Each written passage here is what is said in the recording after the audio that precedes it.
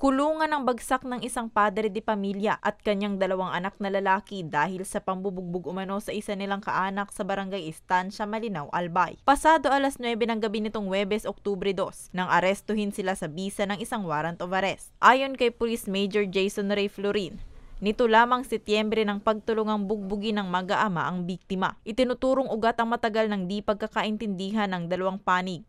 Mayroon na po silang mga previous na grudges or heated arguments na nangyari. So ito po siguro nagkaabutan na, kaya nagkaroon po ng away. Nahaharap sila sa kasong attempted homicide. So as of now po, nasa kustodiya po sila ng Malinaw Municipal Police Station at naghihintay po sila ng first trial po.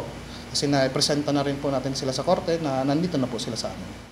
Paalala naman ng otoridad sa publiko na laging idaan sa maayos na pag-uusap ang anumang di pagkakaintindihan at huwag nang idaan pa sa dahas. Para sa mga balitang Tatak Bicol, Rose Bilista.